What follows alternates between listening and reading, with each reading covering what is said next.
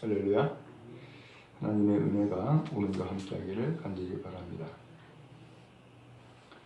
하나님은 오늘 우리가 알아듣기 어렵고 알아듣기 힘드니까 좀 더 쉽게 이해할 수 있도록 비유를 말씀했어요.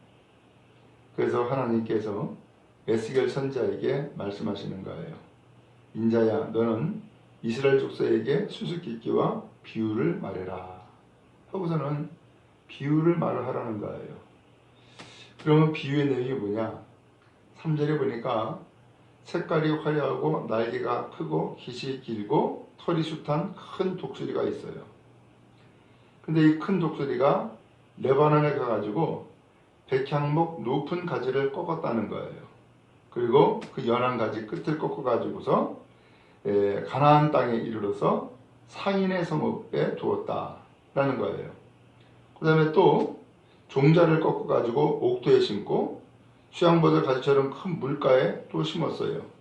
그것이 자랐어요. 퍼졌어요. 그리고서는 높지 아니한 포도나무, 굵은 가지와 가는 가지가 난 포도나무가 되어가지고 그 가지는 독수리를 향했고 그 뿌리는 독수리 아래에 있더라. 이렇게 이야기를 한 거예요. 이게 이제 전반부 이야기예요. 도대체 여기서 보니까는 알아듣기 힘든 단어들이 나오죠. 큰 독수리, 그 다음에 백향목 높은 가지, 그 다음에 장사하는 땅, 뭐 상인의 성읍, 그 다음에 또 독수리를 가지를 향하여서 가지가 독수리를 향하여 있고 뿌리도 독수리 아래에 있다. 이게 도대체 뭘까? 먼저 이런 비유를 쭉 말씀하면서 11절부터 보면은 이 비유에 대한 해석이 나와요.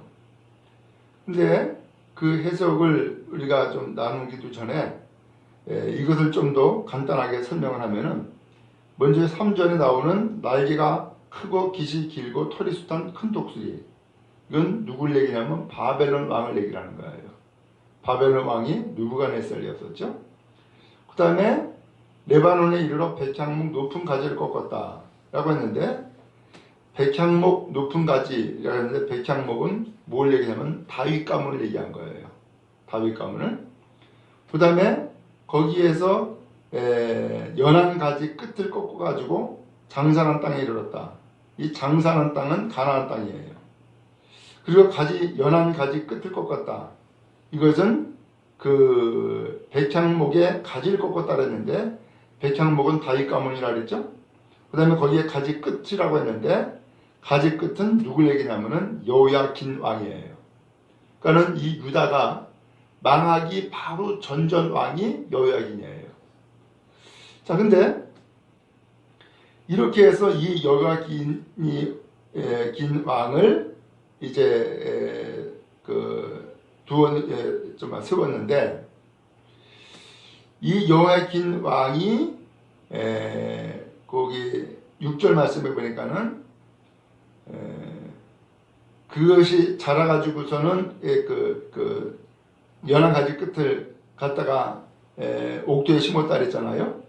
그리고 물가에 심었다 그랬는데 이것이 자라가지고서는 포도나무가 되었어요. 독수리를 향하였고 그 뿌리는 독수리 아래에 있더라 라고 했으니까 뭘 얘기한 거예요?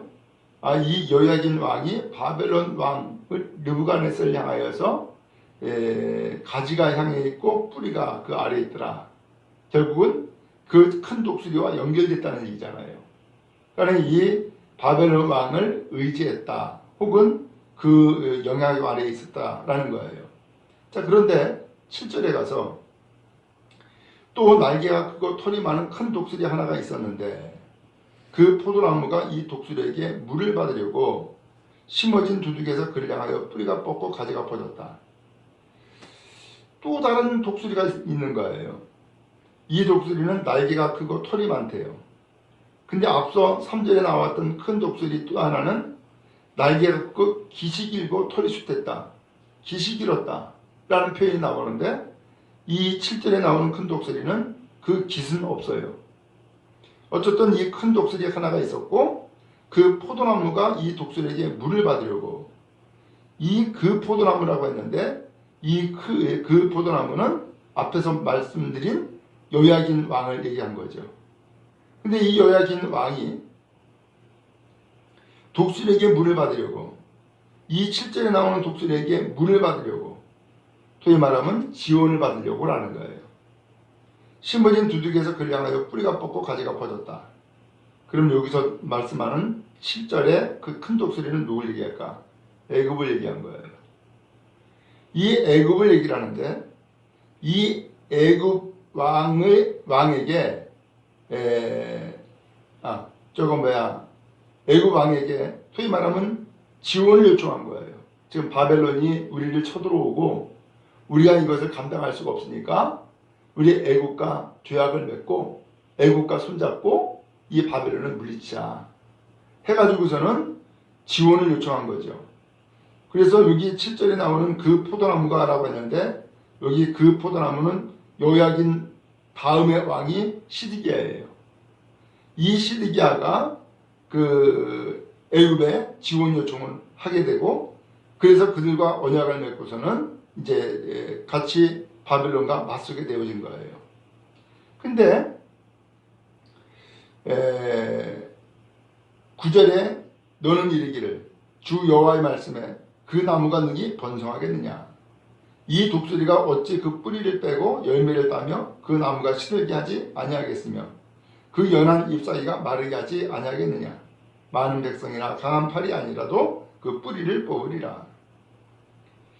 과연 그 포도나무가 번성하겠냐라는 거예요. 그 포도나무가 번성하겠느냐. 결국 이 질문은 그러지 않다라는 거예요. 뿌리를 뺄 것이고 열매를 딸 것이고 나무가 시들게 할 거라는 거예요. 그 다음에 연한 잎사귀가 마르게 할 거라는 거예요. 그러면서 이 애굽이 이 시드기야 왕을 도와주는 것이 아니라 결국은 다 빼먹을 거다라는 거예요. 오늘 그러면서 10절에 볼지어다 그것이 심어졌으나 번성하겠느냐. 동풍에 부딪힐 때에 아주 마르지 않겠느냐. 그 자라던 두둑에서 마르리라. 결국은 번성할 수가 없고 동풍에 부딪힐 것이고 마를 것이라는 거예요. 그러면 마르면은 어떻게 되는 거예요? 죽는 거죠. 결국은 이 시드기야 왕이 그렇게 해서 바벨론에 의해서 왕으로 세워졌지만 앞서 요야긴 왕은 포로로 끌려가고 그 다음에 대신해서 이 요야긴 왕의 삼촌인 시드기야가 그 바벨론에 의해서 왕으로 세워져요. 소위 말하면 바벨론은 우리가 너희 유다 땅을 지배하고 있으니까 우리 말 잘 들어 라고 하면서 이 시드기야를 말 잘 듣는 왕으로 세운 거예요.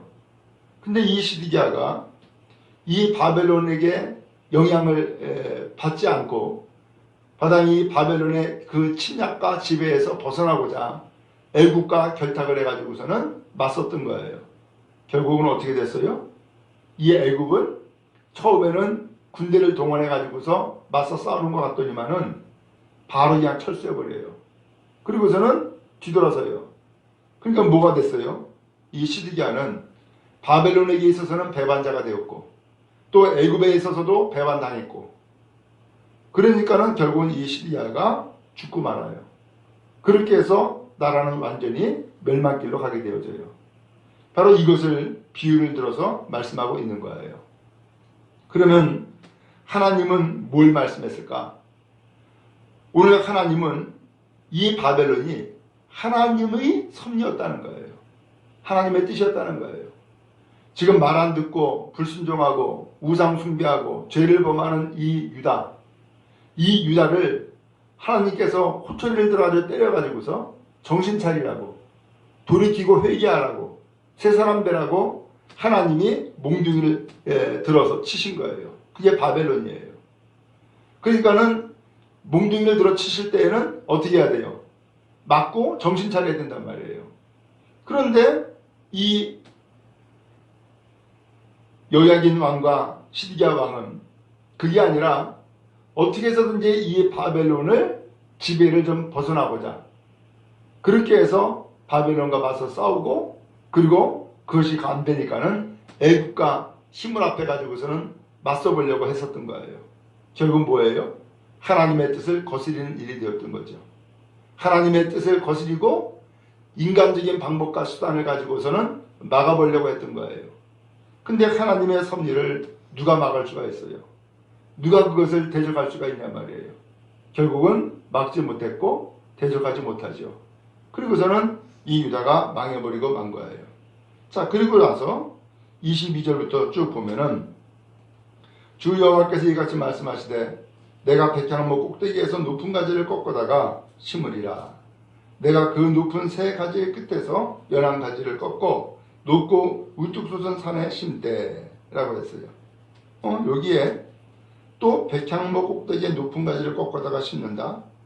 높은 가지를 꺾어다 심는다라고 하는 것이 또 나와요. 아니 앞에서도 백향목 높은 가지를 꺾되 연한 가지 끝을 꺾어가지고서 가나안 땅에 이르러 상인의 성읍에 두었다. 이렇게 표현했는데 여기서도 비슷한 내용으로 또 나와요. 그럼 여기 뭘까? 앞서서는 여호야긴 왕이 나왔고 유다 시드기야 왕이 나왔지만 다 결국은 한 사람은 포로로 끌려가고 한 사람은 배반해가지고 결국은 죽고 말아요. 오늘 그런데 여기에서 표현하고 있는 백향목 꼭대기에 높은 가지를 꺾었다라고 했는데 이건 또 뭘 얘기할까? 이것은 메시아가 오실 것을 얘기한 거예요. 그래서 높은 가지를 꺾고다가 심으리라. 내가 그 높은 세 가지 끝에 연한 가지를 꺾고 높고 우뚝 솟은 산에 심되라고 했는데 바로 이것은 세 가지 끝에 연한 가지를 꺾고 높고 우뚝 솟은 산에 심었다라고 하는 것은 다시금 이 다윗의 혈통 가운데서 새로운 왕이 나타나서 이 유다를 하나님께서 다시 한번 구원의 역사로 이끄실 것을 말씀해주고 있는 거예요. 오늘 그 세 가지, 다시 심은 세 가지, 그것은 누구를 얘기한다? 메시아를 말씀하고 있다라고 하는 거예요. 오늘 여러분, 오늘 하나님께서는 이 백성들을 멸망시키고자 하는 것이 아니었어요. 죽도록 매맞게 하는 것이 아니었어요. 하나님께서 계획하시고 뜻하시는 바는 매를 맞고 깨닫고 회개하는 것이었어요. 하나님 앞에 돌이키는 것이었어요.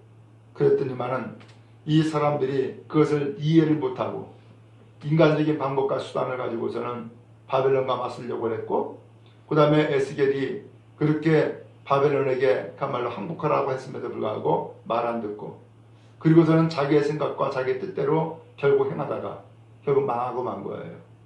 그것을 통하여서 뭘 말씀하는 거예요? 하나님의 뜻과 계획은 사람이 이해할 수 없구나. 그 다음에 사람이 그것을 감당하지 못하는구나 라고 하는 것을 깨달아 알 수 있고요. 그 다음에 인간적인 방법과 수단을 가지고서 하나님의 그 방법과 계획들을 막아설 수 있느냐? 막을 수가 없다는 것을 다시 한번 알게 되어져요. 여러분, 우리는 하나님의 섭리와 하나님의 뜻 가운데 있는 줄로 믿습니다. 내 생각과 내 방법 가지고 하나님의 계획을 막을 수 있느냐? 없습니다. 오직 하나님 앞에 그 뜻을 분별하고 그 뜻에 순종하는 것이야말로 우리가 살 길이고 복된 길인 줄로 믿습니다. 결과적으로 오늘 이 유다가 궁극적으로 원한 것은 바벨론의 지배 아래서 벗어나는 것이었고 그가 해방받는 것이었어요. 그리고 자유로운 독립국가로 살기를 원했던 거죠. 근데 그 일을 누가 이루느냐? 인간적인 방법과 수단으로는 안 되더라. 누가 이루느냐? 바로 하나님께서 계획하신 메시아를 보내어가지고 새로운 왕을 보내어가지고서 이 땅을 구원하고 해방시키는 것, 바로 그것이 하나님의 계획이고 뜻이다라는 것을 알 수 있어요. 그 새로운 왕 누구예요? 메시아가 되시는 예수 그리스도이신 줄로 믿습니다. 그러면 여러분, 오늘 하나님의 섭리는 오늘도 계속되는 줄 알아요. 그러므로 우리가 생각할 때에 왜 이렇게 됐을까? 라고 하면서 여러 가지를 생각하고 인간적인 방법과 수단을 가지고서 막았을 수도 있지만 그것은 한계가 있고 사람이 할 수 있는 일이 못 돼요. 하나님의 계획은 그 누구도 막을 수가 없어요. 하나님께서는 오늘 메시아이신 예수 그리스도를 보내어가지고 오늘 우리를 구원하시고 새 삶을 살도록 이끌어 주세요. 그러므로 하나님의 뜻, 하나님의 섭리를 나타내신 메시아 예수 그리스도, 그분을 믿고 의지하며 구원받은 하나님의 사람으로서는 거룩한 은혜가 임하기를 간절히 바랍니다.